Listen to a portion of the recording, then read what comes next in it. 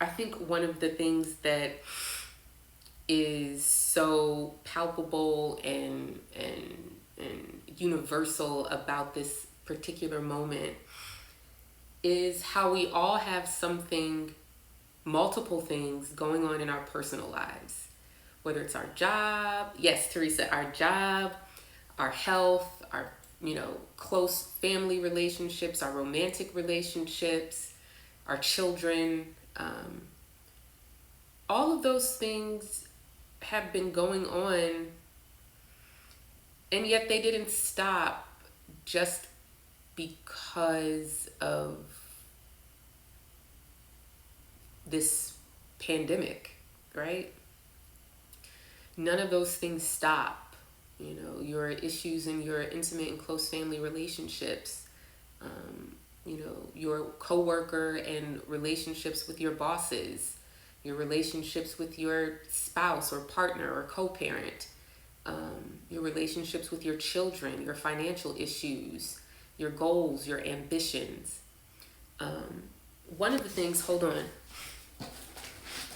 that I wrote about in my 2020 Sidereal Astrology Guide is I wrote about what each planet in transit kind of signifies. And I want to read to you what I wrote for Saturn, because that's the planet, or at least one of the planets, that so strongly and directly articulates what this collective moment is about. So I said of Saturn here, Saturn defines reality. The house it transits in your birth chart says who or what determines the limits of your time, energy, body, and other resources at any given time. Each planet must deal with Saturn as it is either conspiring with, undermined by, or in contention with reality. A lot of people ask me why I don't use outer planets, and I could give you some deep philosophical, technical, astronomical something or the other, but none of that actually really matters. What matters is that we all have one common fate, and it is in this moment where Saturn has come home to Capricorn, where nothing is more clear than the fact that our common fate is death. No one leaves this body, this planet, unless they die. That's just the way it goes.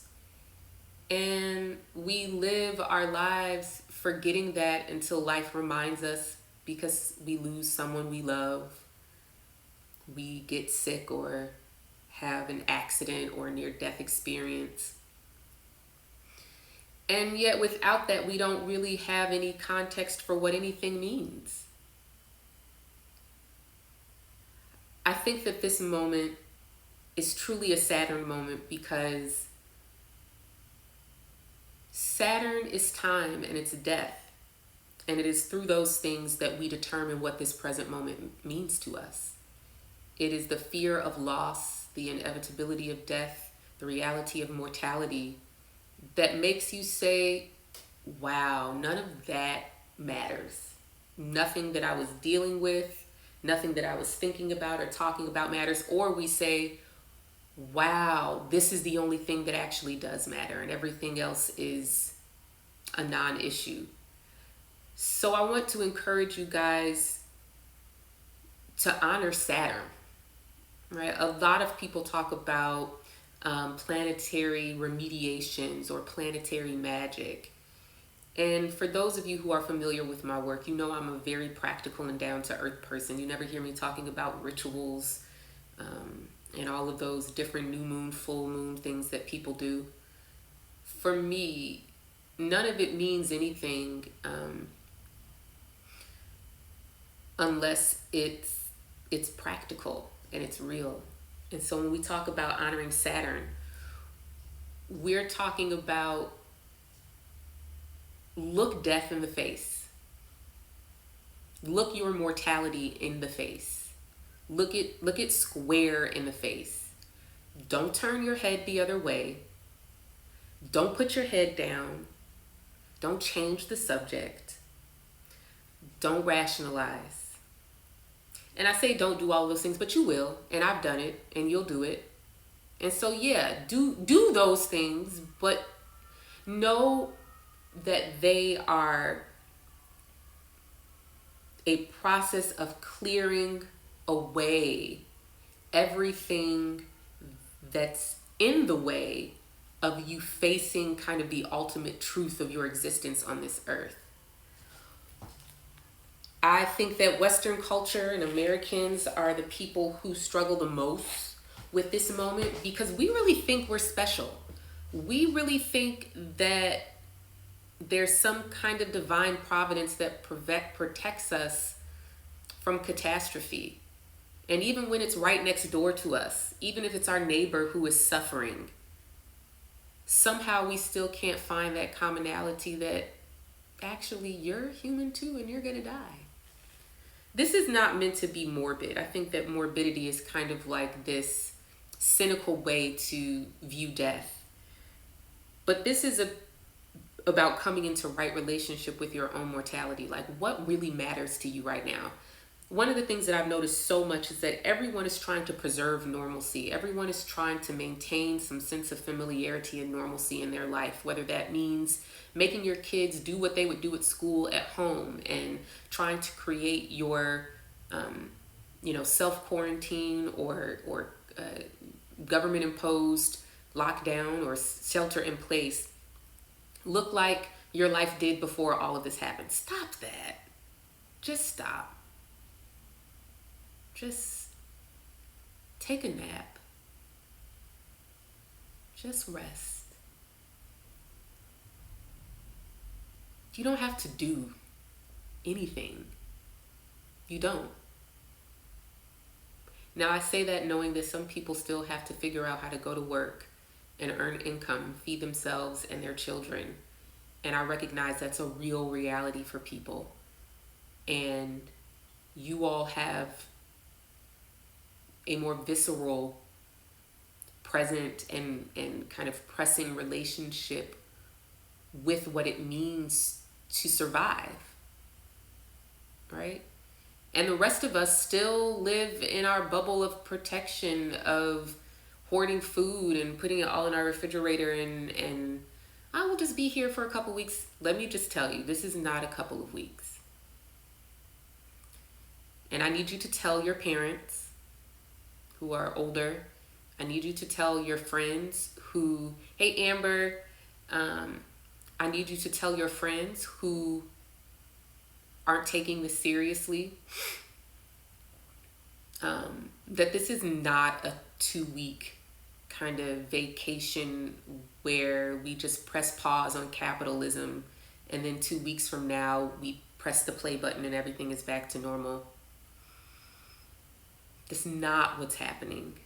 And the quicker and more authentically that you can realize that and accept that reality, the better off you're going to be and the better off the rest of us are going to be. There was something really specific that I wanted to talk about. And that was what is beyond this immediate moment. These next few days, today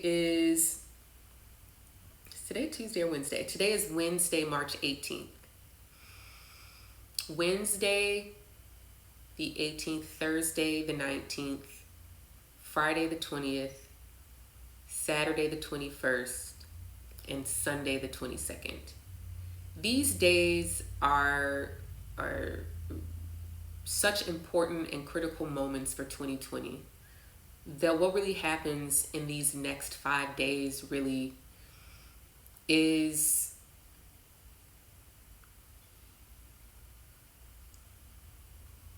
a moment that really defines the rest of this year. Now, I have some theories, and I'm going to share my theories with you. I want you to remember that this is a theory. I am not saying that this is correct or right. I'm not saying anybody else is wrong. I'm just offering a theory based on my personal insight and my kind of puzzle piece putting together, intuitive, whatever. My theory is that this virus actually emerged September, October of 2019, during the time that there would have been significant Virgo transits. New moon in Virgo, I think we had just like a brief little stellium in Virgo. And so my theory is that the coronavirus itself actually emerged back in the fall in China. And as of right now, we are being told that the first confirmed case was in November of 2019, right? So if the first confirmed case, meaning they actually had a test that could identify what this thing was, right? Or that they were able to backtrack and retest a specimen or something like that from this person who got sick in China. That occurred in November. So there's no way that the virus just emerged in November and then a person got sick. This thing was floating around. Someone got really sick by it. And eventually it spread around. So if the virus emerged in China, September or October of 2019, around the new moon in Virgo, give or take, and the first case emerged in November of 2019, we're being told that the first confirmed case in America was January. There is no way on God's green earth, just by logic and math, that the virus just arrived in America in January. It just doesn't make sense, right? So my theory is that the virus actually made it to mainland America around November, December of 2019. Press pause on that timeline real quick and let me give you a little bit of historically accurate data. This part right here I'm about to give you is not a theory. This is factual and true. Spanish flu, Spanish in quotations because it wasn't really Spanish. Spanish flu, 1918, 1990. There were 3 waves, okay? Now you can find this information freely at the CDC, the World Health Organization, various reputable historical websites and sources, okay? Do it so you know I'm not making it up. There were 3 waves of the Spanish flu. The first wave occurred in the spring of 1918. That wave of the Spanish flu did not affect that many people in comparison to the subsequent wave. And it was not as deadly. There were people getting bad pneumonia, but the symptoms like people bleeding from their mucous membranes and the severity and extremeness, hi David, of the symptoms of the flu during the second wave weren't widespread like that, right? The second wave came later, like in the fall of 2018, and this was the deadly wave of the Spanish flu, where there was no man, woman, child who was spared. I believe it was in the fall of 1918, October, in Philadelphia, that hundreds of thousands of people died. It was insane, right? And the second wave was very deadly. Then we had a third wave in the spring of 1919 rather. And this was somewhere in between the first and second wave. The second wave of the Spanish flu was so bad that people could not believe that it was the same virus that had been going around earlier in 1918, excuse me. I'm not making this up. I'm not a conspiracy theorist. So I don't have any agenda in trying to fabricate some kind of story. What I know is that I'm really, really good at putting together timelines. And for some reason, I have been given the gift of sight and being able to see things. Let's go back to my theory. If you're just tuning in, my theory is that coronavirus, which causes COVID-19, first emerged in China in the fall of 2019, September, October. And this would have been around the time of the new moon in Virgo, which was the third of 4 stelliums that we had in 2019. The first stellium was in Cancer in July and August of 2019. The second was in Leo, August, September. Third was in Virgo, September, October. And the fourth one was December 2019, January 2020 in Sagittarius. That's important because it was 3 months later, between the new moon solar eclipse in Sagittarius on December 26, 2019, and the full moon lunar eclipse in Gemini. Notice we're talking about all mutable signs here: Virgo, Sagittarius, Gemini.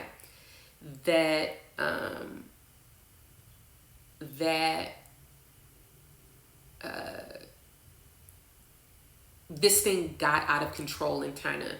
And my theory is that that was actually the second wave of the illness. Okay, if this is in any way following what kind of happens with pandemics, if they come in these waves. So my theory is that the first wave began in the fall of 2019 in China. The second wave in China really reached kind of a critical mass around the full moon in Gemini, January 10th, 2020, which by the time we get to the end of January, literally the weekend that Saturn entered Capricorn, the moon crossed over into Capricorn, and we had a new moon in Capricorn, January 24th. This was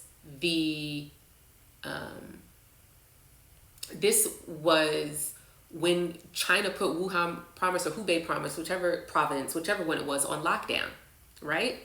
I'm not making this up, right? Now let's rewind. That's the Chinese timeline, right? That their peak of this second wave really did not reach until February of 2020. So let's go back to the American timeline, right? We're being told that Jazz Bonds asks, does it mutate every 2 to 3 weeks? I don't know that. It's quite possible. I would imagine that it had to even mutate to jump from animal to human and actually infect us, and us not just to be a passive carrier that would infect other animals.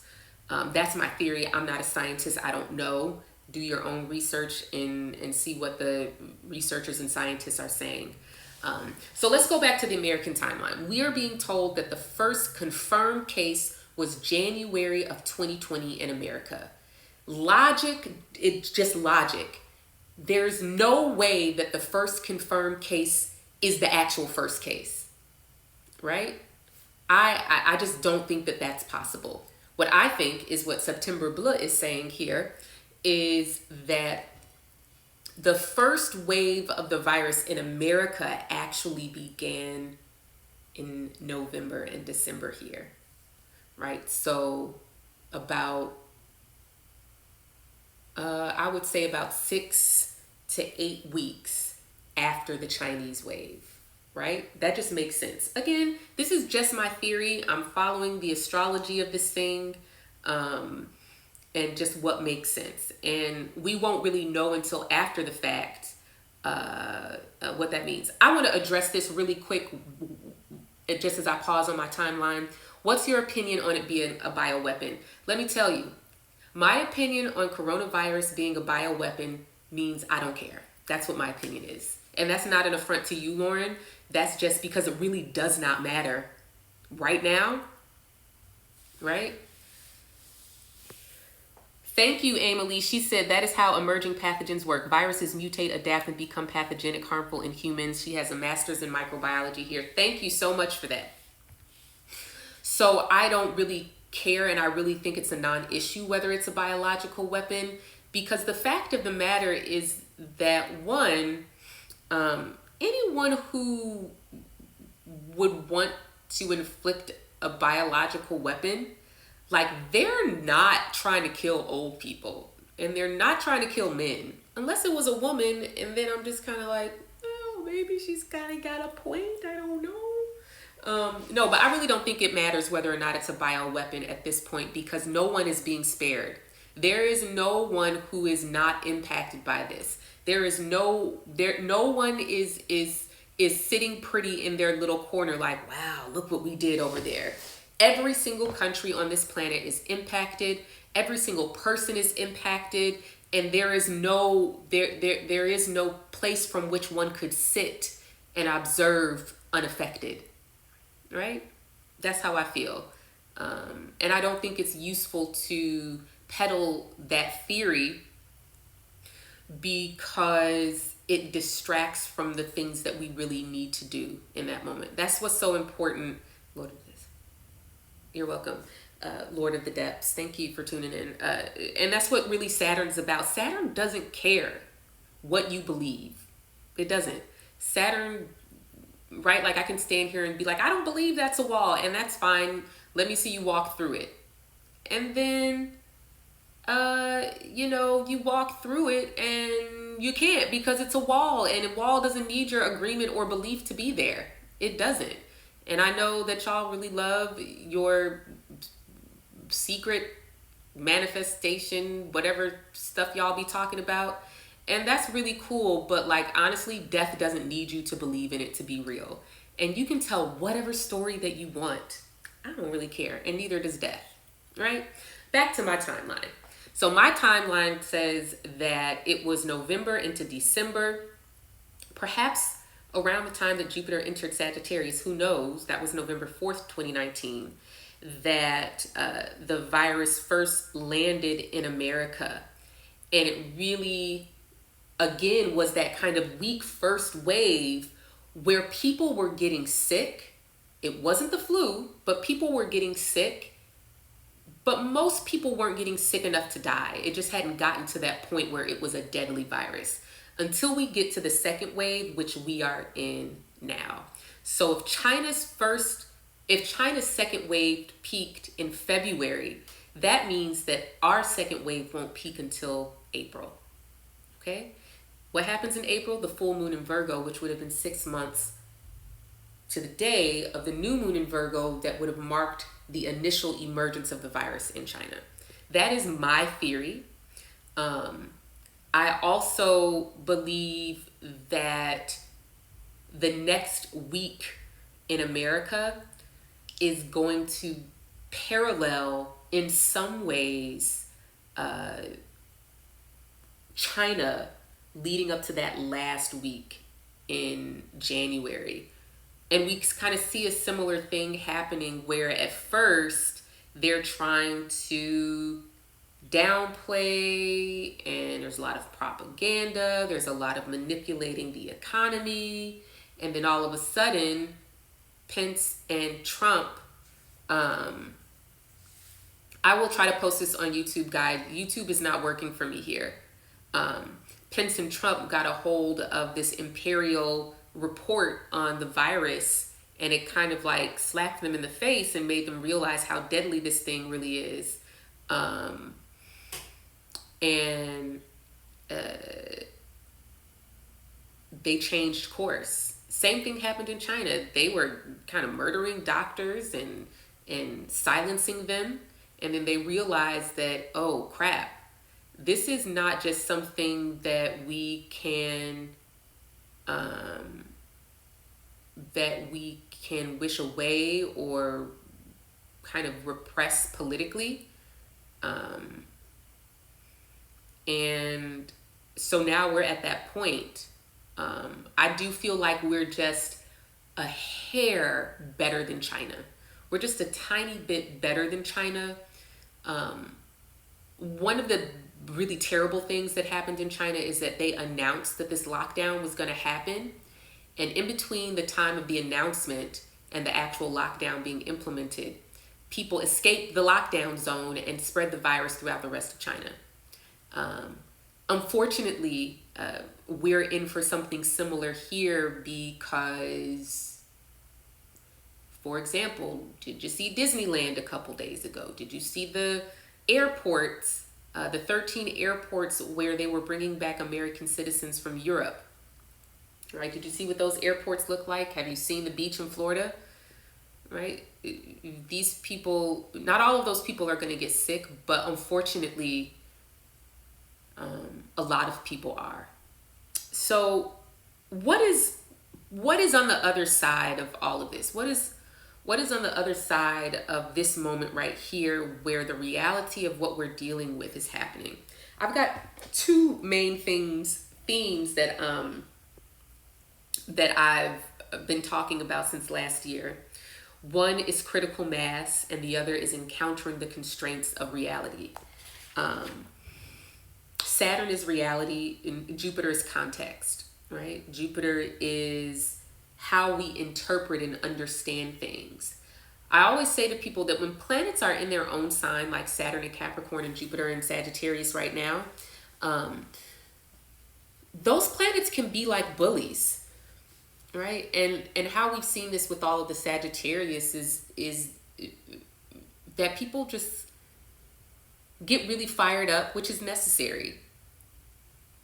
But they can often lose sight of the reality that they face outside of their own belief system. So I've called 2020 the consequence of conviction. And that's really what the Jupiter-Saturn theme is for me in 2020, as far as I understand the astrology.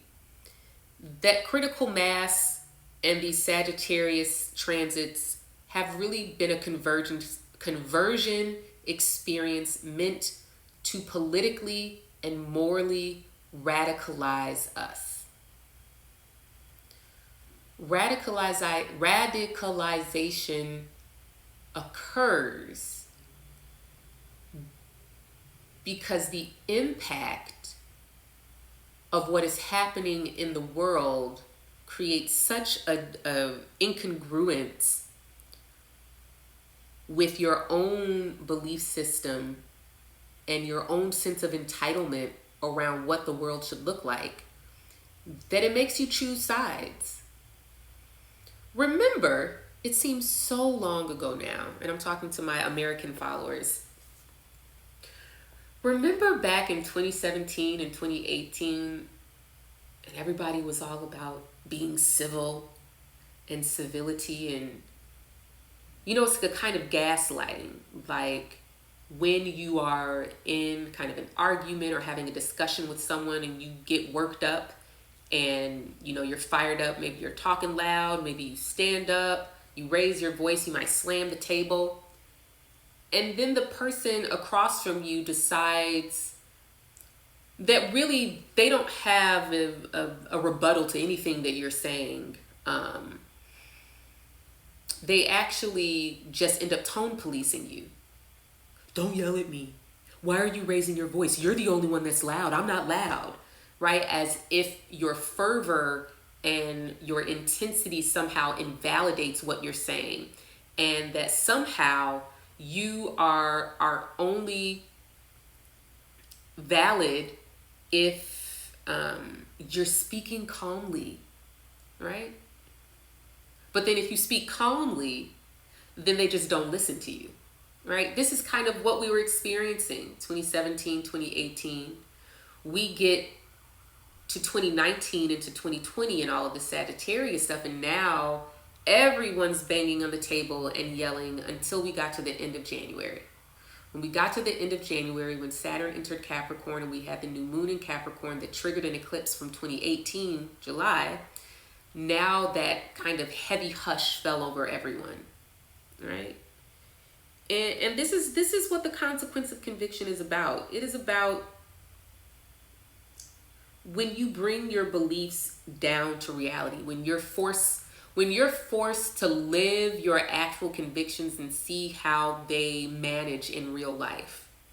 I mean, we've really literally watched it, that we've watched this happen in real time, how Trump and his whole administration went from, oh yeah, everything everything's fine, there's no nothing, and blah, blah, blah, and blah, blah, blah, to this is a pandemic. We're doing everything, right? Like, you see how quickly they change their tone? Because Saturn does not care what you believe. And if your convictions are out of alignment with reality, now is the moment where you really find out. One of the phrases I've repeated a lot is that your identity is a belief system and it's being weaponized against you. Case in point, all of those people in Kenneth Copeland's church on Sunday, encouraging them to shake hands, them just acting like there's not a pandemic, like it's not happening. Because Jesus, because God, because covered by the blood and all of that stuff. And that's great. You can be covered by the blood, but I hope that blood that you're covered by moves you to actually wash your hands and stay your ass at home. Right? After we get past this week, really, we have to get past April 7th. This, for me, between, this past weekend, which was like the 14th of March, and April 7th, this 3-week period is critical mass.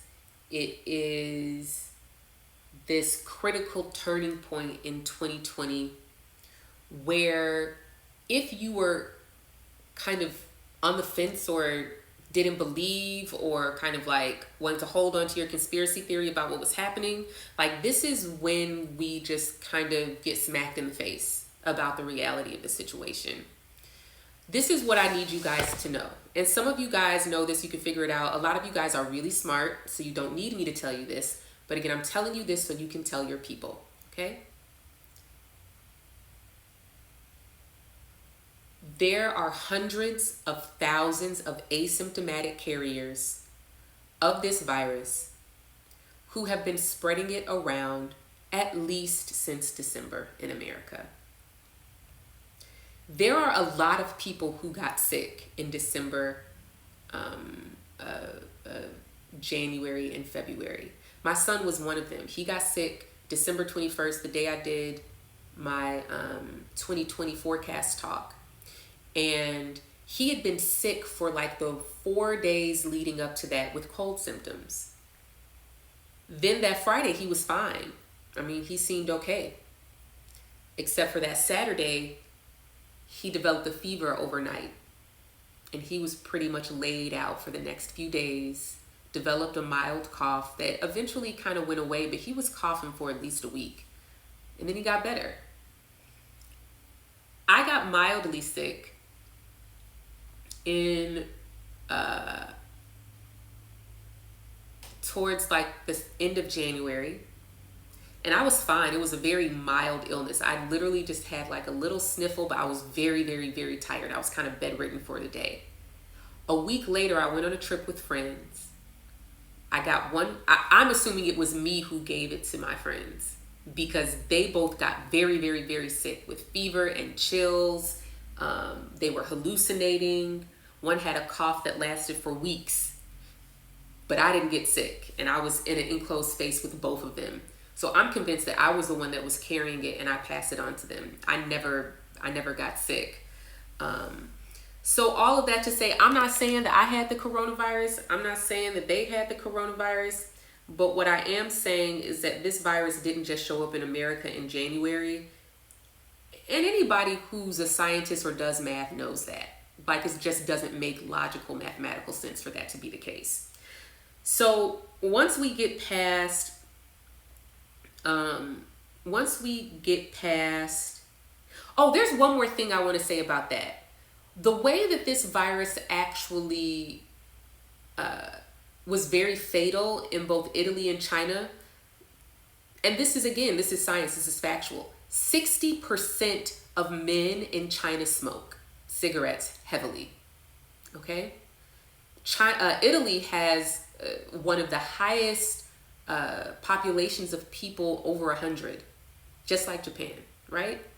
So you take these two populations where they have these kind of things that make them susceptible to the disease, and it's passing around much quicker and much more deadly.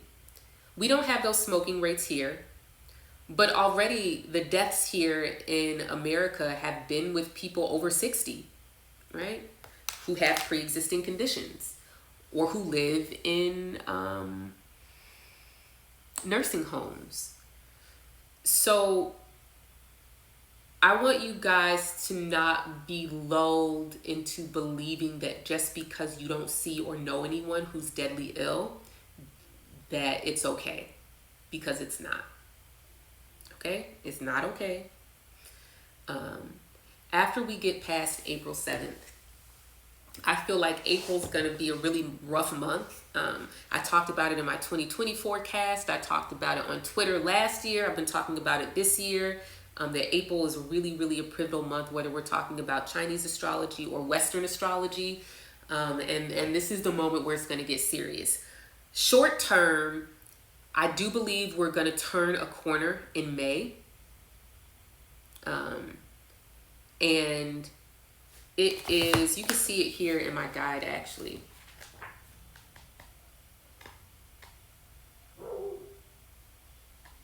This is May.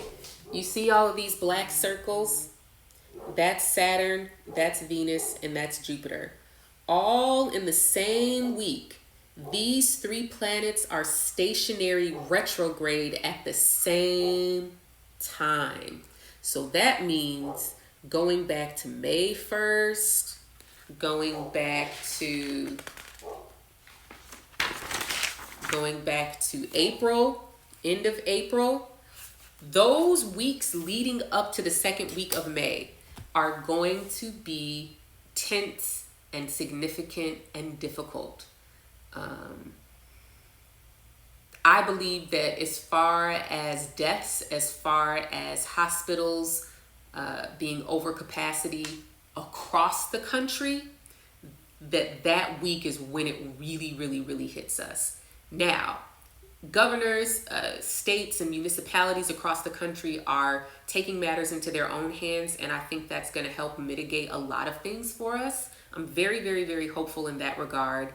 But unfortunately, this past weekend, where people were stuck in airports, on beaches, going out for St. Patrick's Day, just give it 2 weeks and see how many of those people are sick or have passed illnesses on to their family members and elderly people in their communities.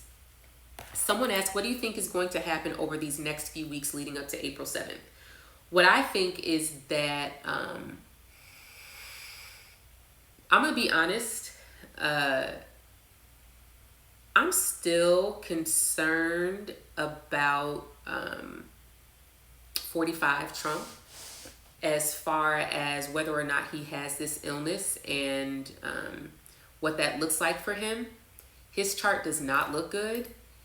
And unfortunately, if his chart doesn't look good, that means it's not good for us, right? Because there's a good practice of using the chart of a king, president, or prime minister to be indicative of what's happening in the nation where they are in leadership. So there's a lot of 6th, 8th, and 12th house activity in Trump's chart. Obviously, 6th house is illness, 12th house is hospitals, 8th house is death, 8th house is also the economy. That's another thing that I've been talking about a lot. I've been talking about the economy in 2020 since 2017. I was very clear that once Saturn entered Capricorn, Jupiter entered Capricorn, Mars entered Capricorn, which is happening over the next week, that this was going to be a really tough time economically. So to more directly answer the question, I am expecting that by the time we get to April 7th, there's going to be something very similar here to what we're watching in Iran. If you're not paying attention to Iran, back in February, the deputy health minister got on TV, was visibly sweating, feverish, and ill, and gave a press conference about the coronavirus. Fast forward to March 18th, and several, at least a dozen, top officials in Iran have died from coronavirus. Now, the reason for that is very complex. Obviously, they have no access to medical equipment. They're under severe sanctions that has thwarted their capacity to respond to the virus, which spells bad news for all of us. And one of the things that's really clear to me is that survival is not an individual burden. And this is how America treats it. Your survival is your issue. Survival is not an individual burden. I am only as healthy as my neighbor. You are only as healthy as your neighbor. You are only as healthy as the people in your community. So if you have health insurance and access to preventative care, yet nobody else in your house or in your neighborhood has it, then I keep looking at this other camera like it's really on, and it's not. And nobody else in your neighborhood or community has access to quality health care, guess what? Your health care doesn't mean anything, right? I mean, that's really what it boils down to. So the idea that we would still be having debates and discussions about Medicare for all and universal health care after this is all said and done is absolutely ridiculous. It's the only way that we're actually going to survive. And there's a bit of I don't want to call it karma, but there is a little bit of what's the word? Irony? I don't know here, where younger generations have been begging boomers for universal health care for a long time. And it is the younger generations who are mostly immune to this illness passing it on to elderly people who died. I don't know if there's any more kind of you get what you deserve. And I don't mean that in a mean way. But if you decide to say to a generation that you don't deserve health care, not remembering that these are the people who are tasked to take care of you when you're incapacitated, and also that if they are ill and incapacitated, there's no one to take care of you. And if they get something that their youth that can protect them from, there is no amount of money or privilege that's gonna protect elderly people from this. And this is what it boils down to. Someone asked, do I think it's going to last until July? I'm just going to be honest. I think that this is going to not die down until 2021. We are going to be in some phase of fighting this virus until at least February 2021. And that kind of lines up when we should be having a vaccine. The trials are in place now, so 14 months from now, we'll have some results on the vaccine, and hopefully they'll be trying a couple more in between now and then, so that by the time we get to spring 2021, we'll have at least one that works. I'm not saying that it's going to be like this for the entire time, guys. But what I am saying is that at least in America, we're not going to turn a corner until May. And that should be really clear, because we haven't even by any means reached the peak here. So what are your long-term plans for this? What are your long-term plans emotionally? How are your ambitions shaped by this moment? How are your relationships changing? Whatever sense of urgency that you may have had around December or January, speaking to those who are in America and not in other places who are already being deeply affected by the virus during that time. Whatever your concerns were during December and January, December 2019, January 2020, what's your perspective on those now? You know, where do you stand? I'm going to stop talking, and I want to take some questions. Don't ask me about your chart. Please don't. Don't ask me about your chart. Thanks so much.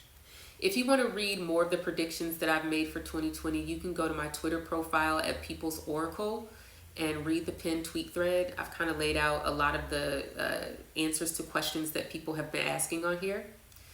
September Below said, meditating daily, a lot of ideas coming in for community building after the waves are over.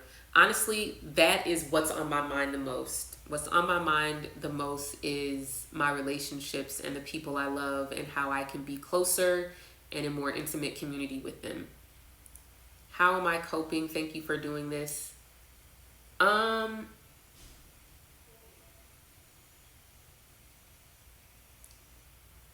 It's really been challenging because I've had some personal life challenges from 2019 that kind of bled over into 2020. And everything just kind of came to a head at the same time in my life. So I actually ended up leaving home for a little while, and I'm not there right now. But right now, I'm okay. I'm okay right now. Do I see permanent change? Hold on, check on my kids. Saru? What you doing? Oh, that's you. I'm on a video. Goodbye. Let's see. Do you see permanent change with systems and institutions in the U.S.? Absolutely. I kind of joked last night, but I was like, dang, Trump broke America. Like, how do you break America? It was already broke. My convictions of belief is in my prayers, actions, communications, positive, loving acts. What else here? I believe everything. I am only concerned of how to relay this to people I love in the same way, i.e. they'll think I'm crazy. That's okay if you think you're crazy. You'll do your due diligence of telling it to the people that you care about, and then you go and take care of yourself. Thank you so much for your gifts. My pleasure. Oh, I love you too, Winter.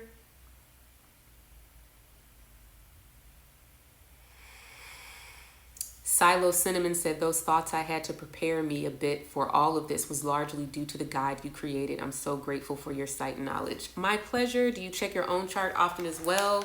Or how this pandemic will yeah, this is my copy of the 2020 Sidereal Astrology Guide that I created. And as you can see, you know, I've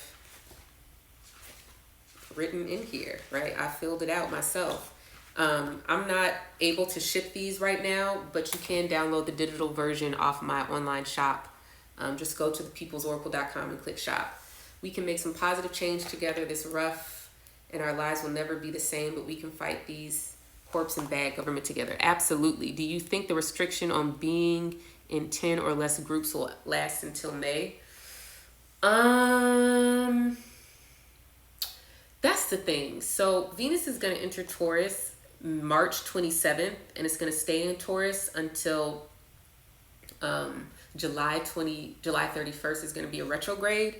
And my thought process on that Venus retrograde has always been about what our cultural and behavioral norms are. And we already are getting a taste of this. Like, something as simple as changing the way that you greet people.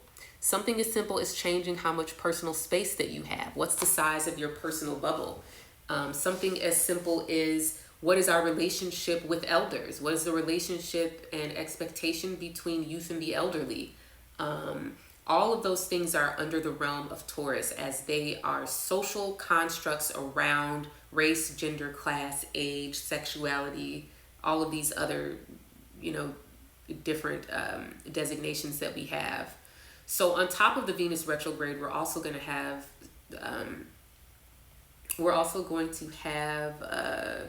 eclipses in Scorpio and Taurus beginning June 5th all the way through 2022. May 2022, I think, is the last one. So this is a long-term story of change socially. Economically, we got a long way to go with Capricorn transit. So those two things together, I think, play off of each other. And I really do think there's going to be a major shift in the power dynamic.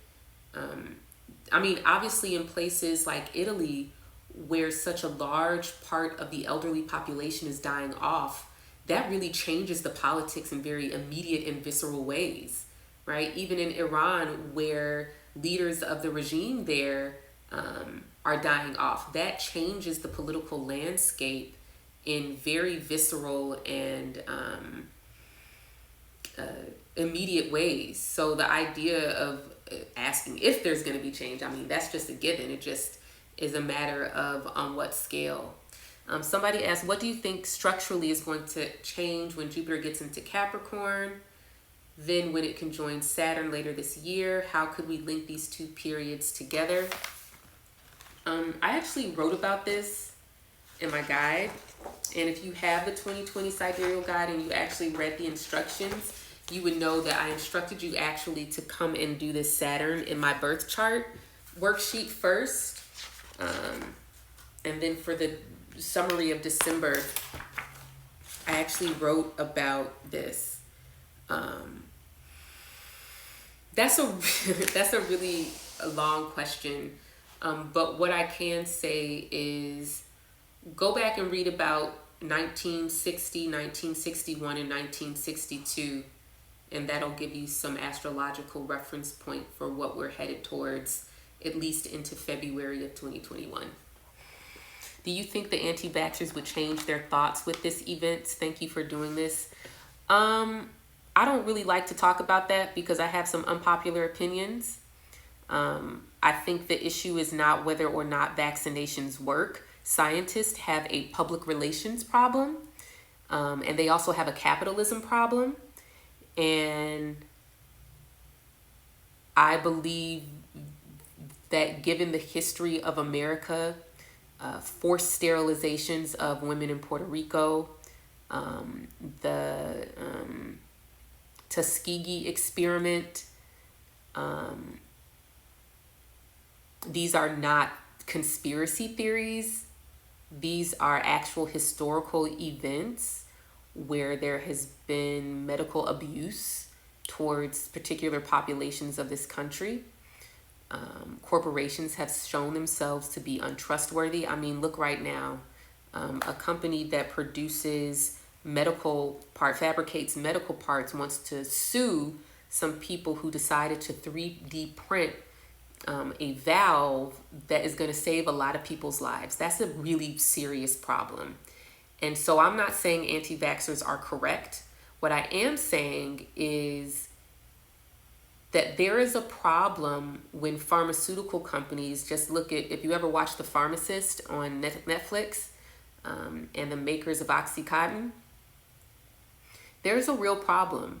And there is a lot of reason for people to be fearful. There is a lot of reason for people to be skeptical. And until that fear and skepticism is addressed in a non-condescending way, those people have a right to feel and believe what they do. Does it put themselves or other people in danger? Yes, but so do pharmaceutical companies, right? I think that this is a little bit different than the kind of vaccinations that are given, as a matter of routine to children. So I can't really say it. What else? Taurus eclipse, okay. Venus should have more consequence for finance too. Venus doesn't really have anything to do with money unless you have Taurus in the 2nd or 8th house, or you have Libra in the 2nd or 8th house, or you have Venus in the 2nd or 8th house. Think about those. What impact will this have on elections in November? How we vote and who wins? I have not got that far, but I'm sure I'll have something for you soon. My time is running out, so I'm just going through this fast. Is there any insight on what this will mean for education in the long run? Yeah, I'm going to have to answer some of these questions later because Instagram is about to kick me off and I need to eat. But I'll come back maybe tomorrow or another day and answer the rest of these questions. Some of this stuff I just haven't really thought about. And I will soon. Just obviously there's other things more pressing going on. Thank you guys for tuning in. I'm going to try to put this video up on YouTube and you can rewatch it and share it with your friends. All right, bye.